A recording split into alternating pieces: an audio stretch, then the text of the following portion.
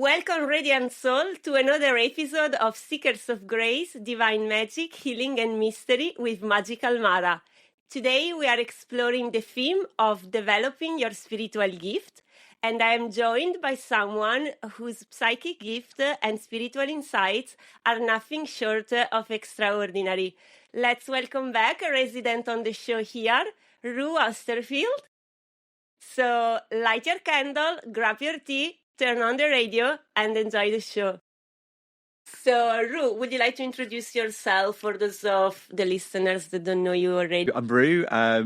So I'm a multidisciplinary therapist. You might know that from one of the shows that I did recently with you. And so I trained over the last 20 years. I trained in 7 different modalities. I'm just bringing out a new magic and mystery school, it's just a giggle really, because I spent so long developing my spiritual gifts because I used to have them when I was younger, and then I shut them all down because something happened when I was 21, and I was very, very worried about being spiritually wrong, essentially. Some bad stuff was going on. And then I spent the next 20 years trying to rebuild them. So it's something which I'm going to be bringing out in January. But so this is just about like, what is it that we can do? Because most spiritual healing and most spiritual modalities don't really focus on the spiritual gifts. They focus on our awakening or whatever it is, or whatever the school, therapy, whatever. So yes, so sorry, that's me waffling, and that's me, really. That's kind of what I'm doing now. I will say we've got a lot of questions to get through. Anything that we don't cover, we'll cover in the YouTube. Okay. So anyone that's listening to this, if you're on YouTube, you are missing an amazing show on Seekers of Light. So go onto the radio. Seekers of Grace. Seekers of Grace. You always mess it up. Right. Sorry. And if you're on Seekers of Grace, when you finish that, you want to get onto the YouTube channel. Nice. Okay. Let's do it.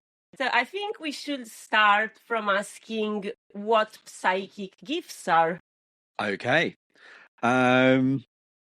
Right, yeah. So it's an interesting one. So the work that I do, I tend to work a lot with coaches, spiritual coaches, and teachers that are looking to kind of develop their gifts more. And so there is a kind of two different elements. Like when people first start their journey, there's the difference between, is it a gift or is it a skill? People become more teachers or they're a little bit further along their path.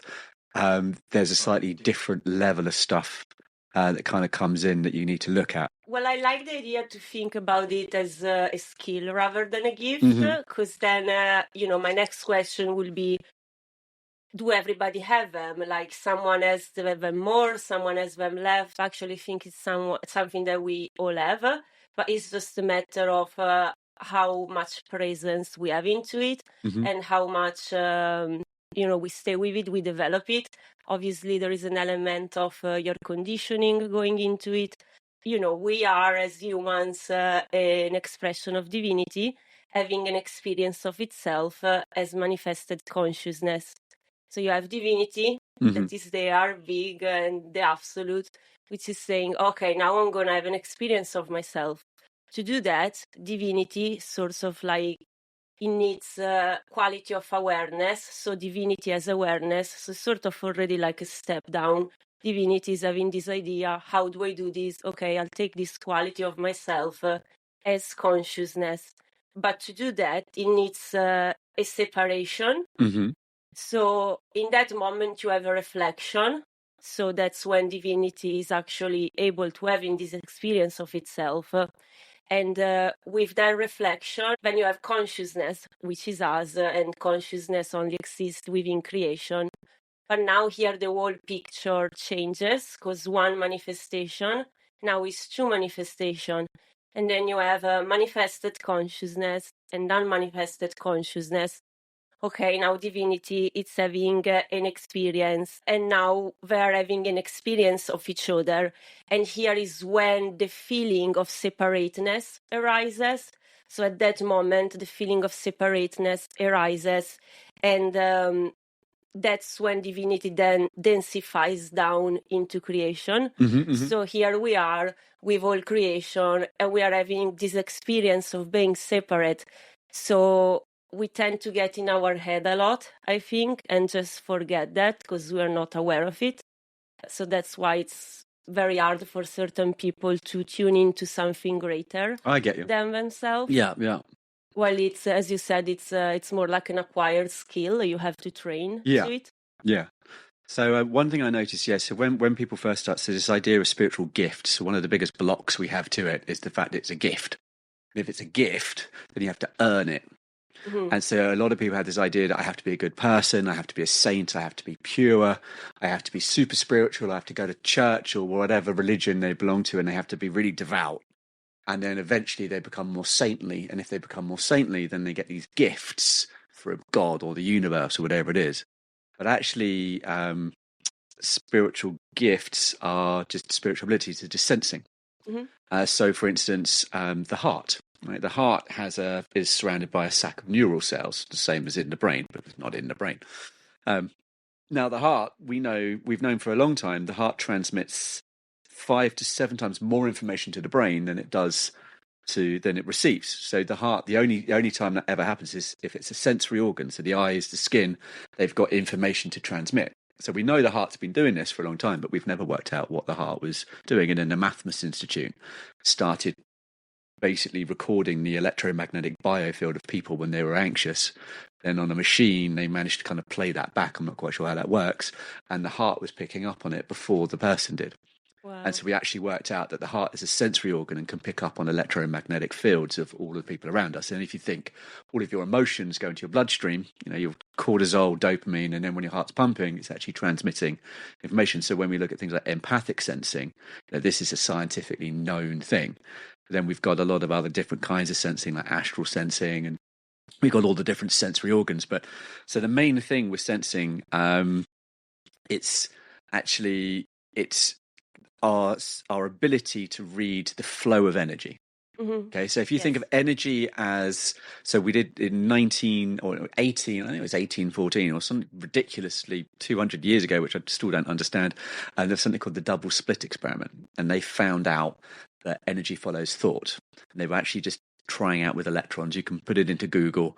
They were firing electrons through slits in a piece of paper. When they left, the experiment changed, and when they came back in the room, and I won't go into all of the details of it, but we now know that energy follows thought, and we have the ability to pick up on energy. So a spiritual ability or a spiritual gift is nothing more than our ability to just connect into that flow. So if you're going to look at developing your spiritual gifts, anything that you want to develop a gift to, or anything you want to try and do, if there's any block there to doing it. So some people want to speak to angels.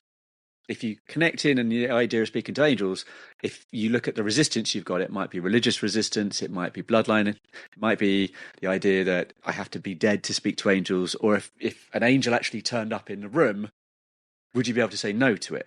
Like if an angel actually exactly, would you be terrified? And could you say no? It's like the other side of it is if an angel says, right, by the way, Mara, I want you to shave your head and set up a new business doing eyebrows, which you're particularly good at.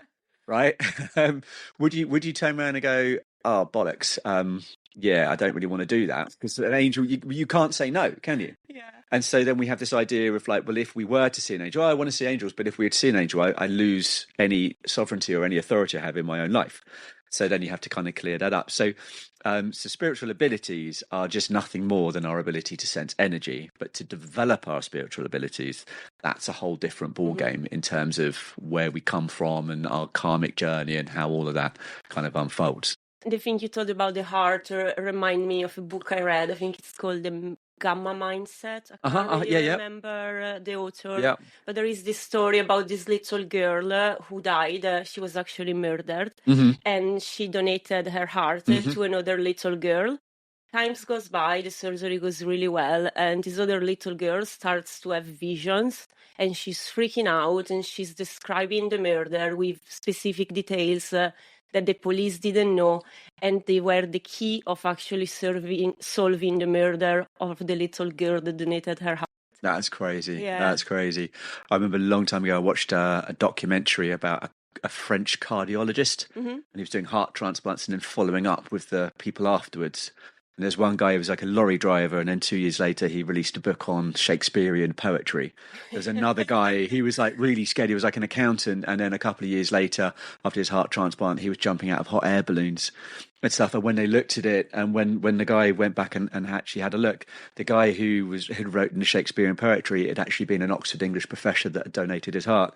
The other one had a heart of a stuntman and everything. So the idea is how much of your identity is held in your heart. And it's quite crazy, but yeah, I love that stuff. And do you think they can be brought in from past lives? So what I find, if you look at like humanity, there's all these stories of like Greek gods, and obviously, there's all these stories of kind of like the Cyclops and all these kind of mythical beings and magical beings. And there's a lot of evidence behind that if you look at the Aztecs and the Mayans that actually we have these aliens and all this kind of stuff in our past. But if you just imagine like a feather landing on a pond as an incarnation, when we first incarnate, we don't have that much in terms of karma. We got some karma, but we don't have very much conditioning that we can't do things. So you hear about people that can fly and shoot laser beams from their eyes and all this kind of stuff. And the original pharaohs were meant to be, if you looked at them, you'd catch fire and everything because they're very, very high vibration. And eventually they kind of sink down. So on a soul's journey, we have our descension process. And when we descend, we start off with all of our spiritual abilities. And then over time, we start to shut them down. So you might have been, the classic one is the witch. The classic one is the witch. You might have been a witch, or you might have had a lot of spiritual abilities in one lifetime and then been tortured or burnt to death for it. Mm-hmm. But because of the amount of religion that we've all had, actually almost everyone I've ever worked with that was a witch that had that also had the other side where they were a witch hunter. Mm-hmm. And if you can imagine kind of back in like medieval times, maybe the 14th century, where you believe that anything that doesn't come from the church is evil because that's what the church have said. And then you have spiritual abilities. Maybe you can hear people talk or you can hear spirits or something like that. As far as you're concerned, you must be evil then, and you're going to go to hell. Mm-hmm. So then you go running around hunting anyone that you can that has to prove that you're good. Mm-hmm. And you do all this horrible crap in the name of whatever. And so over time, we get this conditioning. So you can pull stuff from past lives, but it's more likely that in the past lives we get the block to it. And so a lot of people will say, oh, I was a witch in the past life. Or a classic one, I had someone the other day, they're in a relationship and they're really scared of their partner because their partner said that she was a shaman in a past life and she's going to curse him and everything. And I'm like, but I was a brain surgeon in the past life. It doesn't mean... I mean, I'll give it a go now. I was a pilot in the past life, but you won't let me fly a plane. It doesn't mean you can have the memory, and it might change your personality a little bit. And if you really know how to do stuff with your Akashic records, you could go in there and it could give you could kind of adopt a talent for it because you've got it in your past lives, but you still need to learn what you're doing. What is your experience with like empaths? Because empaths. Yeah. Okay. You are one the empath curse. Talking about, but like, in my experience, they're very good at sensing, but they get really stressed out. And I will have like a lot of like new clients coming in. How can I help you? My name is Mara. And they would be like, oh yeah, I'm an empath, so I pick up so much negativity. There is like a time when we are kids that we don't perceive ourselves as being separate from anything around us, our parents, whatever. Mm-hmm. It's just a wall thing. And then there is a time where we experience the separation and we realize we are separate from everyone. In vortex healing, we will do like a choice point for that, for the time when you realize you were separate as a kid. Very powerful thing to do. However, for empaths in there, it's like the separation didn't go full away. It didn't go all the way. Mm-hmm. So they sort of like separated, but not so much. So they are still identified with other people. And there is like an issue in there as well, being out of body, whether that's from the womb or in early childhood. And then there are issues like codependency, fear of separation, which come in. So what an empath does, for me, it's like they're trying to compensate. Mm-hmm. So they compensate. And like when that separation happened in the moment in childhood, and we all go through that, that sort of like creates a sense of boundaries. And for empath, that is not very strong. Yeah. So we have like our etheric body, which is one of our 8 energetic bodies. It sort of acts as a boundary, and it's already a natural boundary. But what we do as empath, use it to make connection. That doesn't really serve us very much. It's something that comes up a lot. I was a high level empath for a long time. It's how I used to sense. So when you're looking at sensing, everyone's got, if you've ever done anything called NLP, we have submodalities. So for instance, you might be visual. So I'm not very clairvoyant because my visual sensing isn't so good, but because my touch and feel is, then I can lead with that one. So it's an important one to bring in. But when it comes to being an empath, there's a few things that go on with it. So you're usually, when you're a child, you start developing your identity, just like you were saying. Yeah. And so as a child, you've got no separation from your parents. And then you start developing your identity. So you start creating separation. But if you have a particularly stressful home environment, your parents come in, you need to know instantly, are they in a bad mood? Are they angry? Am I in trouble? What's going on?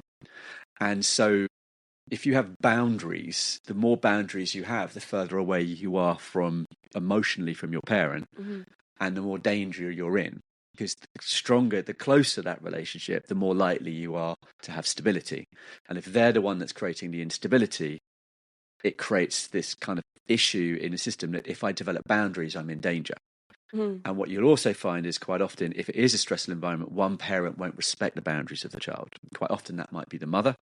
Nothing wrong with that, but if a mother is particularly overly loving, or she's kind of, the mother experience is more important to her than the individuality of her child.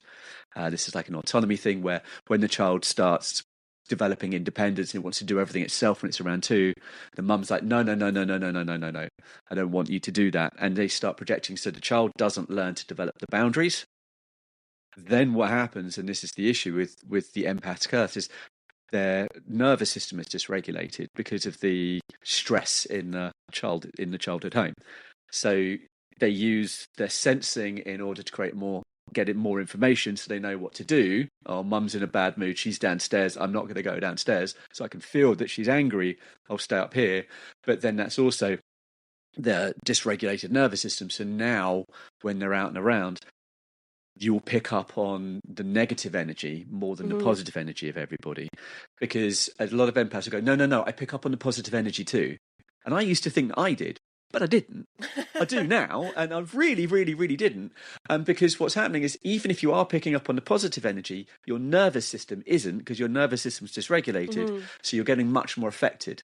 And so if you've got somebody that is a good empath, if you give them boundaries so they can turn it on and off, then you can go really deep in. But then the problem is if you're doing trauma work, you're going into their pain, you need to be able to stand on the outside rather than merging your energy. The other side of it, I will bring up with empaths, really dangerous to work with anyone with medical issues, particularly things like cancer. Because a lot of medical issues have a emotional root cause. But anyway, yeah, sorry, you were saying. So yes, dysregulated nervous system. Yeah, the nervous not being allowed to have system, it's very important for sensing itself, like sensing happens through the nervous system. So that's very important. And another thing, actually, this Rick said in one of the emails, said that the lack of these boundaries sort of like creates a blockage on what he calls the 11th chakra, which is sort of like in the middle of your head. Yeah, identity one, yeah. And obviously this issue will be reflected in every other chakra as well. Yeah. So that's that. On the 11th chakra, so I've got I wanted to bring you on that. I've got a theory about that one. So a lot of time, going back to like the psychic sensing and that kind of thing, people get very confused on what awakening is, and they're like, okay, I've had my Kundalini awakening, that means I'm awake. Or I've had my awakening, that means I'm awake. We know that that's not the case. Awakening is a process that lasts for hundreds of, maybe even thousands of lifetimes to complete it. Yeah. Boom!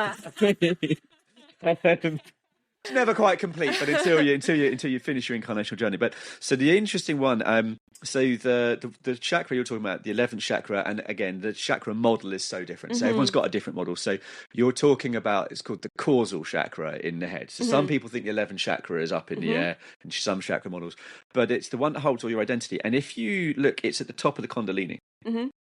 And if you do your Kundalini awakening and you bring the energy up, if you bring it up too quickly, it smashes that chakra. Because it smashes that chakra, it smashes all of your emotional conditioning, which also means it smashes all of your psychic limitation.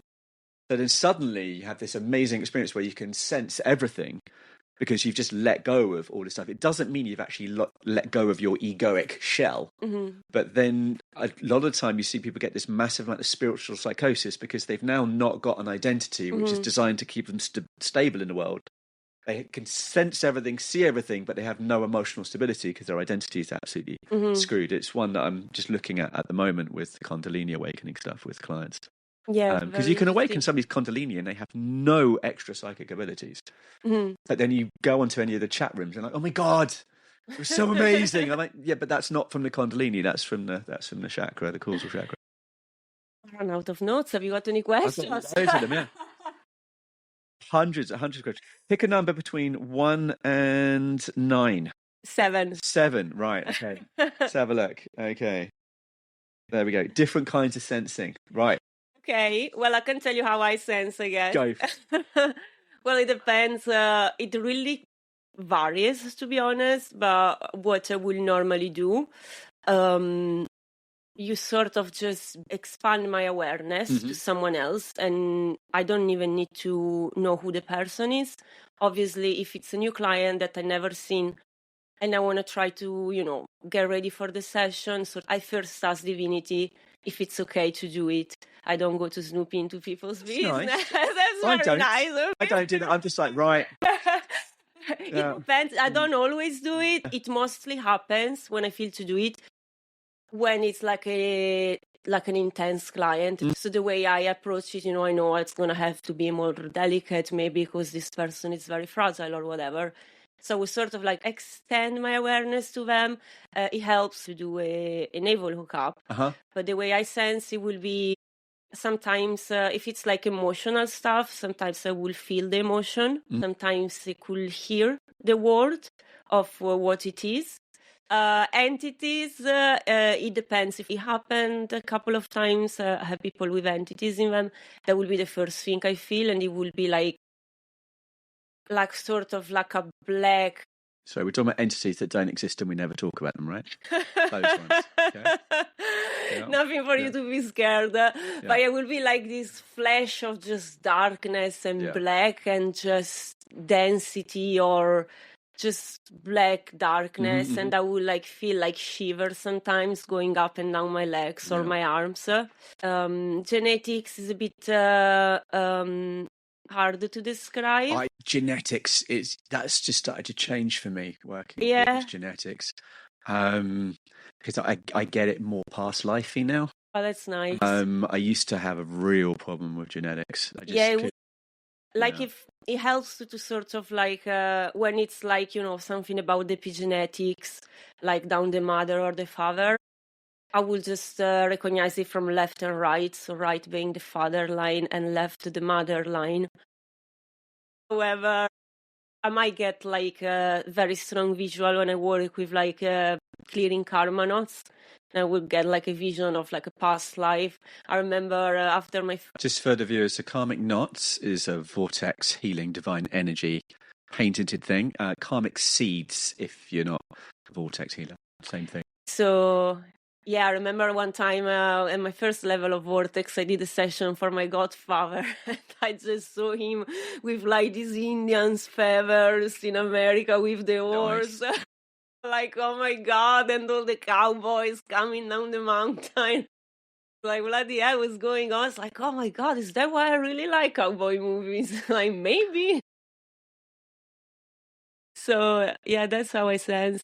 I find, so if I'm working with someone to help them develop their sensing, it helps me to split it into things like, so you've got heart sensing, which is the type of sensing that you do. And so you can, first of all, a lot of modalities are split into external and internal sensing. So if you're doing something like vortex healing or Barbara Brennan, Hands of Light, you connect inwards, start with your heart. And then like you're saying, what a lot of people miss is that you need to have safeguards put in place when you're sensing. And so I think the way you were talking about doing it through your navel, which obviously is the way that Barbara Brennan does it, the way they do it in Vortex and some of the others, because that's kind of built in. But then heart sensing is divine sensing. If you're ever going to meet Jesus or meet Amma or meet one of the avatars, heart sensing is what they do. It's total, because it's your relationship with divinity. So it's literally sensing through divinity. As well, the navel, it's the point where heart, nervous system, and brain unite. And it's in the umbilical cord. It's your connection to it's your connection to the other world. But then most people, when they first start their awakening, even to the empaths, they do astral sensing. So this is where you actually leave your body and you're sensing through the astral plane. And the issue with the astral plane and astral sensing is you get a lot of detailed information. But for instance, if you were sitting there and you were sort of saying, Roo, I think there's something in my room, I think I've got a poltergeist, and you really believed it. If I sense and I'm astral sensing and you were like, you messaged me and I astral sense into it, I'd see a poltergeist. Because in the astral, it's kind of like the energy waves and the energy thoughts create those kind of entities and those things. There's a lot of entities in there. So it's more like you're on LSD. It's a lot more crazy and there's a lot more stuff going on. But when you hear about, there's alien motherships and there's this and there's that, and yes, that stuff does exist, I'm sure. I'm not saying it doesn't. But a lot of that's the astral plane. And so the issue with astral sensing is, although it can get very clear, you don't have to be very awake to do it. And so there's this misunderstanding when the better somebody is at their astral sensing, that the more awake they are. And you get people that they're channeling light language and they're talking to entities and they're talking to beings and they're in Egypt and they've been given some ancient light codes. And although that stuff is all very cool, if you look at people, the most awake people, you look at people like Ram Dass, Eckhart Tolle, Adashanti, all they're doing is sitting talking about heart and sitting talking about love. Then you sit there and talk to somebody who's changed their name to Aurora Starchild. Not a lot of spiritual gifts, but those gifts are coming from the astral side. So they're actually, they're awakening, their ego is actually toughening. So they're developing a spiritual ego rather than sinking down into their heart. So when it comes to different types of sensing, heart sensing, first thing is my client sensing internal or external? Then are they leaving their body to do their sensing, or are they grounding and bringing that energy into their body? It's not a great idea. You don't want to take a trip in the astral with no, protection. Exactly. Whatever. So there's things like theta healing. I did theta healing for a long time. It's a very famous version. It's very, very big. But to do that, you connect up and out. Great, and if you do it properly, it's got all the shielding in it. But what you're not doing, it's not awakening your system. You're using it to get information, but it's a different kind. You're kind of you're kind of leaving and then bringing the information in. So the two, really, I would say the two kinds, first of all, would be internal, external, then astral versus heart. And the more awake you are, the more internal you get, and the more heart. That's a point I was going to raise. It gets much easier the more the awakening deepens, like legitimate awakening, because it all goes down again to this sense of separation. And also the role of divinity, I wanted to ask you in the sensing process. I think it gets much easier because I could literally just go in my heart, ask a question, and just listen. And the thing with the heart, an advice I will give to everybody, how can I just, get better at it, to have presence and just sort of, you can try that now actually, just drop in your heart, not your physical heart, right in the middle of your chest, and just drop in there, take a breath in there, and that's your spiritual heart, which is not separate from divinity. It's where your personal expression meets as well. Divine but consciousness. That's already a gateway to divinity that everybody has. So go there anytime as you want. That's exactly it. That's exactly it. And the other side, so if you're learning to sense, and we have the different levels of awakening, as we were talking before. You've got, and so the main one that everyone talks about is the karmic journey, and eventually we get Buddha consciousness, lose our egoic shell, core veil if you're a vortex healer, and then that's meant to be it, but it's not, because you keep going and you've got your original veils and all that kind of stuff. But we then have the Kundalini awakening, which is completely different. It's part of the process. You then have awakening of your body mind, because your cellular consciousness needs awakening. But then actually the biggest one, I think, and it's actually one that's only really been coming into my work over the last 2 years, is the heart awakening. And that's the embodiment process. You could have somebody who is a yogi who's been up a mountain for 50 years and he lives in a samadhi experience and can float and levitate, but he can come down from the mountain, talk to people, and it's just kind of like, okay, well, he's a saint, and there's nothing really. Or you can have like someone like that super awakened, but then he's an asshole. The connection is absolutely, and there are. I won't mention any names. There's actually a guy Rick really doesn't like, and just wrote an entire book about how much he hates everybody and how much he hates his followers, how much they bore him, and how much he hates going down for breakfast because he thinks that some moron's going to ask him a stupid question, and he's fully awake. He's actually fully awake. So there is a lot of interesting stuff, but. Yeah, so when you're connecting to divinity is different from connecting to spirituality. And that's the thing. A lot of people will go, okay, I'm going to connect to spirit guides. I'm going to connect to intergalactic beings in the Council of Light and the Andromedan High. Yeah, because those can still have. Sometimes this is not pure awakened consciousness. No, it's egoic identity. Yeah, so you're expanding. They still have a personality. Sometimes they're like even just like a 8-dimensional being, which is a pretty evolved being. Which already, if he was a being on Earth like a human, it means they've been awakening at least past basic awakening, but they might still not have enough spiritual maturity. They might think they're helping you, but they might not. They've still got, and that's the thing. Even an angel still has, angels are 7. I think they're 8th dimensional now because that's shifted. But a 7th dimensional being still has 3 dimensions of separation, so it's still not the highest truth. And so there's a difference when you're training and when you're working on your own skills. There's expanding outwards and there's expanding upwards. And so your awakening, your relationship with divinity is going upwards. The relationship with divinity doesn't give a crap if you can sense all these different things, and if you can do miracles and everything. That can kind of come in when it's through divine consciousness.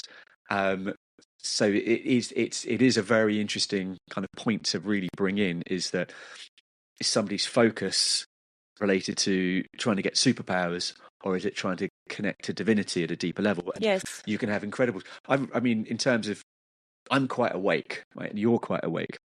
I got cursed by a gypsy, and I'm nothing wrong with gypsies. An actual gypsy. I went to get my hair cut a couple of months ago, and some lady came in and she tried to sell me some heather, and I didn't have some heather, and then she asked me to buy her a drink. She asked me to buy her some food, and we're in a Joe's Juice, and I turned around and they didn't have what she asked for, and I was like, I'm sorry, they don't. And she didn't understand. She thought I didn't want to buy it for her. She said some stuff to me and just stormed out. She said some stuff and she stormed out. By the time I got home, my phone had broken, my credit cards, everything was screwed. And I was like, I got home, I was like, this woman, I release curses. African, I work with like members of royal families around the world, releasing curses from the curse that this woman did on me. Have that amount of spiritual power. Was she awake? No, she wasn't. And so that's the thing. You can have a lot of spiritual power. It doesn't mean that you're very awake. So there's one thing that comes up a lot. It's expansion and contraction. And so it's going back to what you were saying about conditioning. So if you can imagine space is the spiritual world, and Earth is the physical world. And the amount of atmosphere that we have is how much we have to get through to be able to see all the stuff in space. Okay, so some people have a lot of atmosphere and some people have less atmosphere. But what happens when we go on a big spiritual course or a training or an initiation, or you do a big healing with someone that knows what they're doing, is that we release one big egoic structure. So we're just taking a big layer of the atmosphere away. But the energy that comes in when we do that, if you can imagine your system has been pushing, the conditioning gets a bit less and your system expands out massively. And if you think about a balloon, when the balloon expands, the skin on the balloon gets super thin. So temporarily, we have this really thin layer because our ego isn't in the way. And so we have this really thin layer between us and the spiritual world. And so you can hear angels and see divinity, and you get all of these, you can sense, and you get this massive amount of spiritual upgrade. You're like, wow, mate, this is insane. And then after a couple of weeks, it just hones back down again. And then we're like, yeah, it's raining. I don't have any money. I'm in a crap relationship. Life's crap. I can't sense anything. I can't see anything. I'm just making this up. What's going on? And the depression that then kind of comes in, you get that kind of come down moment. And the reason for that is basically because we've expanded, what we've done is broken our concept of self. So our ego doesn't have that idea of who we are. And because we've lost that idea of who we are, we don't have the limitations of what we think we can and can't do. And then over time, the ego then toughens back up again, and it encompasses the new version of you. And it's like, okay, you can do this stuff, but still broke, still living in Wood Green, whatever it is. Wood Green's a great place, right? And so that's where we get this crash comes back down again. And so part of the work that I do, and part of the work I know that you do, and it's kind of important when you're working with people, is to kind of let go of the identity of what you're trying to achieve. When you're developing your spiritual gifts, it's not about becoming more, it's about letting go and becoming less. And so a lot of the blocks when we're working with the blocks is helping people to let go of the need to do it. And where does that need actually come from? What is it? Why do you want to save the world? Why do you want to do all this kind of stuff? That's when it's coming down to blocks. So you can ask me some more of these questions. Actually. Okay, what's question number 4? Question number 4, right. Okay, I'm going to ask you this question. Okay. What are the most advanced blocks to speeding up? I'm gonna put a break on this one. We're not going to do that. Okay. We can do that one very quickly, and we'll cover that, but we'll definitely cover that probably on the YouTube thing. Well, I think you just said the need of control will be one. Yeah, so it's actually there's an inner child thing, and there's a thing about the chakras that comes in with that one. Do you work? So you were mentioning it actually earlier. So different kinds of sensing, as in like clairaudience, clairsentience, clairlistenance, claircognizance. Have you ever had clairalienance? Have you ever heard of that one? No, to be honest, like I can't really say those. Like I know they exist, but like clairvoyance, what is it? The one you hear? So, so clairvoyance is seeing. You see? Yeah. Clairaudience is hearing. Yeah. Clairsentience is empath. Yeah. Claircognizance is divine knowing, which a lot of people think they have, but that's where the ego comes in. I think clairalienance is smell. Okay. And clairgustinance is taste. I tell you what happened to me last day. I was doing a healing, and at some point I just started to feel Amma's presence really strong. And I was like, whoa, this is great. And I started to smell her perfume. Yeah. I was like, whoa, is she really here? That's cool. I turned that one off because I got clairalienance, I got the smell, but I found like angels smell of lavender, Virgin Mary smells of roses, and you get the really nice smells. But 90% of the time, if you're walking down the road or you're in a taxi or something like that, and all you're smelling smells like someone's farted, or you're smelling this real like ammonia pissy smell, and everything. And I'm sitting there, and it was after a while I just thought everything stank. And then people I'm around can't smell that. I'm like, what do you mean? And then after a while, I realised that it wasn't. It was different. It was the energies and stuff I was smelling. It's just no. Yeah, especially when you're doing trauma work, you don't want that stuff. Yeah, one of the signs of like spiritual possession or demons in a house would be very foul smells. That don't exist. We don't. Don't exist. Don't worry about it. In the movies. That's very interesting. And that is one of the things. I had a client who had something going on in the house, and things kept on going missing. And one of the things she mentioned was this smell that had come into the house. Wow. And obviously that wasn't a demon or anything like that, because they don't exist. But yeah, it was quite an interesting one. It was actually, we won't talk about what it was because they don't exist either. Buddhist actually has got some very like nasty spirits or demons or whatever. They don't exist.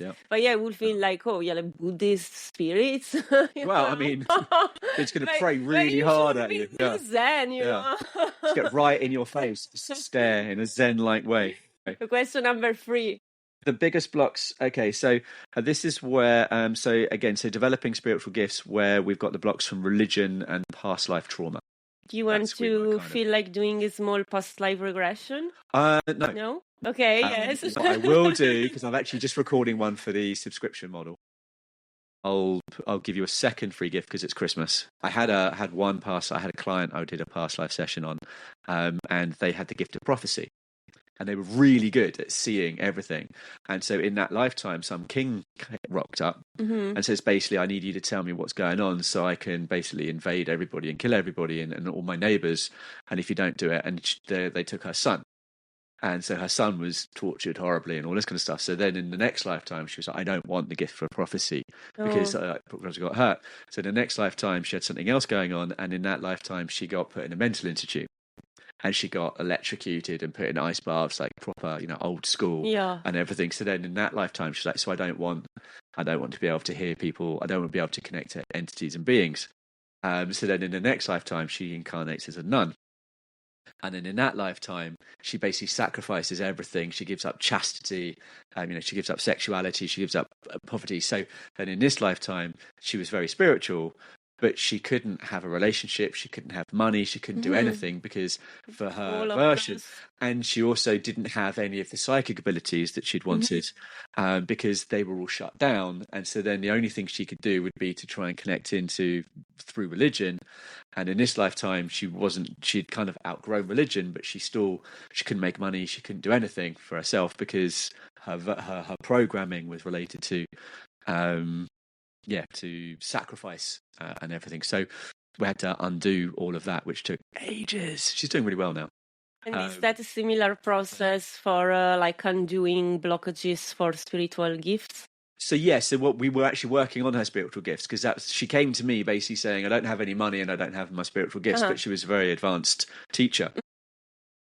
And so in the process of looking at why all these different lifetimes then came up, and it's one of the things that, if you think about, one of the things, actually, I will bring in, there's 2 layers of conditioning. Are you cool with me to do this one? Okay. I'm not a big fan of working with the chakras. It's great, but so many people are like, oh, chakra this and chakra that. I'm going to get my singing bowl and here's a crystal. We're going to do your chakra. It's all about the chakras. Yeah, chakra. But if you actually think about a chakra is a connection point. So one of the ways you can actually look at the awakening process is to actually look at the chakras as a ladder of consciousness. And so the higher you get, so your soul star chakra is your higher consciousness, your higher self. But then the next chakra above that is cosmic consciousness. The next chakra above that is stellar consciousness. The next chakra is divine consciousness. So actually working with the chakras, if you think about psychic sensing is the flow of energy, your chakra is that nexus point where that energy flows. So actually looking at the blocks in the individual chakras is one way of accelerating your spiritual growth really, really quickly. So not a big fan of chakras. However, I mean, I'm a great fan of chakras, don't get me wrong. I'm not a big fan of chakra healing as a form of therapy, but in terms of your spiritual gifts, actually, the chakras are a really big. I'm probably going to do a side course on that one. It's an interesting one, and that kind of that was an epiphany moment the other week when I was talking to you, actually. And how do you sense? Because I gave my experience. How do I sense? I use a subtle blend of psychology and extreme brilliance. How I do it, just with no. So I don't know anymore. I kind of just like So I'm a heart sensor. It's taken a long time. So let's see if we got any of these that we haven't done yet. So this is a question that kind of comes up when I'm training with people, because I'd love to know your opinion on it. So when people are learning sensing, are there any dangers? Do they have to be careful when they're learning about sensing and they're connecting into guides and spiritual stuff and stuff like that? Yes, in a way you're still connecting, and it depends how you're connecting. As you said, with the astral, a bit more dangerous. When you obviously are connecting to something, if you don't have the experience of knowing, what is this being, I can sense. This is my point. People just don't seem to... I had, it was around the area, actually. I had a friend that was living in a house for quite a while, actually. And I was going to Italy, and my mate from her room is like, okay, have fun. And I'm like, whoa, there's something in the corner that's not okay. And she's like, oh no, it's my friend. I know it's my friend. I'm like, no, girl, they ain't your friend. Believe me, we're gonna have to get rid of it, and I've got a plane to catch. So, all right, well, she trusted me, so I cleared that, and that was actually pretty intense. I was like, oh my god, this is the time to call the angels. Not yet. So I finished my thing, and that was done. She was fine, but there you go. She was thinking she had a friend, and he's an angel. No, that is not an angel, girl. So obviously, like, you need to be careful to connect with spirit guides, all of this stuff, because you don't know. A lot of people go in just thinking everything's great. And the way I try and describe it is it's like a barrier reef. Yeah. There's so much life out there. And so I've had people they've come back from Egypt and they've been like, oh my God. And you like, there's an entity. And they're like, yeah, it's cool. It's not cool. It's negative. Yeah. I had a girl from the States and she's like a divine, she calls herself a witch prophet, divine healer, all this kind of stuff. And I was connecting in and she picked up a group consciousness from a tarot card pack. And she's talking about this. And I'm telling her she's got a parasitic entity and it's this thing and it's this, and she's like, and she thought it was so cool that she asked me to leave it there. And it's because obviously they give you power, so you think it's cool, but what you give to them, it's ways more than what you think you're getting, and eventually it's going to catch up with you. So I think the important thing for anybody when you're learning and when you're developing your skills is, number one, always have shielding. Yeah, always have shielding, even if you don't think you need it. And number two, techniques to do always have shielding, even if you don't think. And the third thing, it's different from the other two, is always have shielding. Even if you think you don't need it, because you can. I mean, the reason I actually shut off all of my spiritual abilities is I had a partner that was doing a lot of stuff we won't talk about, and I used to come home and I'd literally get this voice in my head, and it felt, it was like, oh, she really loves you, don't you? Why don't you offer if she wants a cup of tea? And so I'd turn around to her and go, oh, do you want a cup of tea? And she'd go, oh yeah, how did you know? And everything. And this voice, the second I'd walk through the door, this thing would start talking to me. Wow. And it was beautiful. It was absolutely lovely. And then one day, it's been going on for about 2 or 3 months.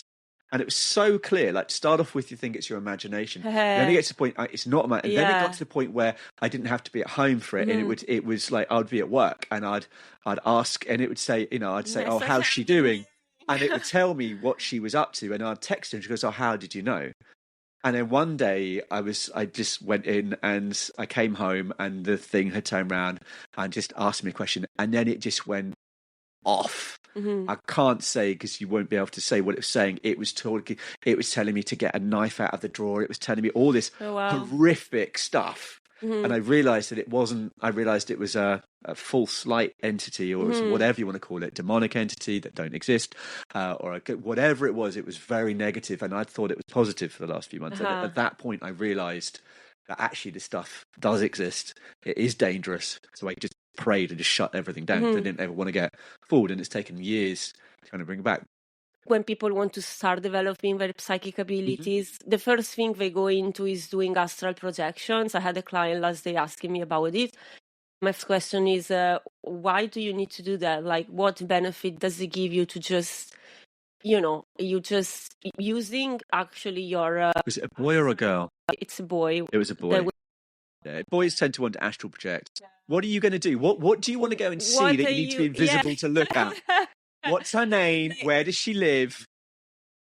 Yeah, and that's the issue. It's like, why do you want it? So with the 13th chakra thing, so one of the things with the mystery school that I've put together, what I really wanted to do was there's certain amounts of tools that you can get, but most of the lineages that have the tools aren't fully awake lineages. You could have a high vibration but not fully awake, etc., etc. So what I did, I was actually connected to a group angelic consciousness called the Elohim, and I was asking because I wanted to bring up an awake toolkit, but I want a toolkit because even as a teacher I could only ever teach maybe 1,000 people, 2,000 people in the course of my career. But if you can teach a tool, one tool could get to 1 billion people. So I developed this toolkit, which was to connect up through the 13th chakra to create a divine bridge. But the whole point, and it was what the Elohim brought in, was the fact that anytime you're astral traveling or anytime you're sensing, you don't know what you don't know. Yeah. And we're there, these little numpties going, oh my God, this is all great. And there are divine beings, there are big beings, there are negative beings. And so the whole point about the 13th chakra process, which is in the free gift. And it's awesome. I tried it. Yeah. It's incredible. Is that it actually creates a divine shield so that the only thing that can happen is in divine intention. Thank you so much for joining us. I hope this episode sparked something in you, whether that's a question, a sense of possibility, or a deeper understanding. We have created something special for you, a free guided meditation, 13th chakra activation divine downloads, which you will be able to find on my website, magicalmara.co.uk. Alternatively, you will find it linked on this episode in YouTube, Spotify, Apple Podcasts, wherever you get your podcasts from, and you can download it. The only thing we ask is that for you to send it to 3 or 4 friends as an exchange of energy, as your way to share these lights to reach more seekers. And if I can add, yes, please. So in the new year, I'm launching the Magic and Mystery School, which is free. The idea is that it's just fun. And as I said, a lot of modalities don't teach about developing your spiritual and psychic gifts. And that's part of the awakening process. So for anyone that is a teacher, anyone that's a healer, anyone that can already do shadow work, it's completely free. At the very beginning of it, if you can't do that, there's a 13th chakra healing process to do shadow work. So 3 or 4 things you can learn a bit of shadow work. And then anyone that wants any extra help or any extra kind of work or something a little bit more advanced, there's a subscription model. The money for the subscription model is what's going into this work that I'm doing for the psychedelic assisted therapy. We're putting some retreats together and to also help train healers and therapists, and also to set up a fund for people that really need help and support that don't have it. So yeah, so if you're interested in that, there'll also be somewhere around wherever you're watching this a link, and that will come up, and you can have a look and check it out. And if you don't like it, message me and tell me why not, and I can change it. Feedback is great. I've got nothing against that, but I'm pretty sure you'll like it. So yes, everything is going to be linked in the description box in my website. Thank you for joining us. Keep shining, be good, be well. Remember your love and compassion, and don't forget your magic. Ciao for now.